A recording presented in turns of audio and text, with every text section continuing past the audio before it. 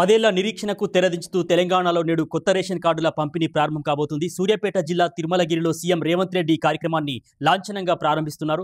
రాష్ట్ర వ్యాప్తంగా 3,58,000 కొత్త కార్డుల ద్వారా దాదాపు 11 లక్షల మందికి, అదేవిధంగా పాత కార్డుల్లో కొత్తగా చేర్చినటువంటి 4,41,000 మందితో కలిపి మొత్తం 15,53,000 మందికి లబ్ధి చేకూరబోతుంది. దీంతో మొత్తం రేషన్ కార్డుల సంఖ్య 90 లక్షలకు, దాదాపు లబ్ధిదారులు 3 కోట్లకు చేరబోతున్నారు. తెలంగాణలోని పేదలకు ఒక తీపి కబురనే చెప్పవచ్చు. దాదాపు 10 ఏళ్ల తర్వాత రాష్ట్రంలో నేడు పేదలకు కొత్త రేషన్ కార్డులు పంపిణీ చేయబోతున్నారు. సూర్యాపేట జిల్లా తుంగతుర్తి నియోజకవర్గం పరిధిలోని తిరుమలగిరిలో ముఖ్యమంత్రి రేవంత్ రెడ్డి కొత్త రేషన్ కార్డుల పంపిణీని ప్రారంభిస్తున్నారు. తిరుమలగిరి తహసీల్దార్ కార్యాలయం సమీపంలో ఏర్పాటు చేసినటువంటి వేదిక నుంచి సీఎం 11 మంది లబ్ధిదారులకు కార్డులను అందించి అనంతరం బహిరంగ సభలో ప్రసంగిస్తారు.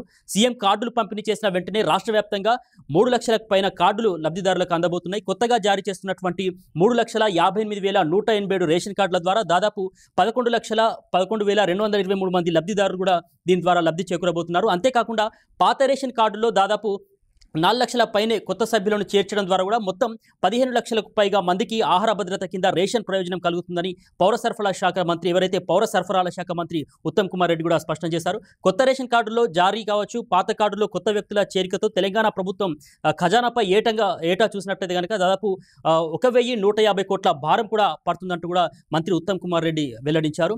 ఈ కొత్త కార్డులతో కలిపి తెలంగాణలో మొత్తం రేషన్ కార్డుల సంఖ్య 95 లక్షలకు పైనే ఉండబోతుంది. అదేవిధంగా లబ్ధిదారులు చూసినట్లయితే కనుక 3 కోట్లు దాటబోతున్నారు. తెలంగాణ ప్రజలు గత కొన్నేళ్లుగా కొత్త రేషన్ కార్డుల కోసం ఎదురు చూస్తున్నారు.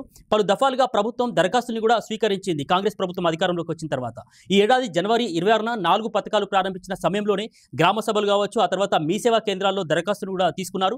మొదట ఏప్రిల్లో ఇస్తామని చెప్పినప్పటికీ కూడా పలుమార్లు వాయిదా పడుతూ వచ్చింది. ఎట్టకేలకు జూలై 14న ఈ రోజు కొత్త కార్డుల జారీతో లక్షలాది కుటుంబాల సమస్యకు పరిష్కారం అయితే లభించబోతుంది. అయితే 2 రకాల కార్డులు జారీ చేస్తారా, లేక ఒకే రకమైనటువంటి కార్డులు జారీ చేస్తారా అనే దానిపైన కూడా ఒక స్పష్టత రావాల్సినటువంటి అవసరం ఉంది. అదేవిధంగా చూసినట్లయితే ఇక రేషన్ కార్డు లబ్ధిదారులకు ప్రభుత్వం సన్నబియ్యం పంపిణీ చేస్తున్నటువంటి విషయం తెలిసిందే.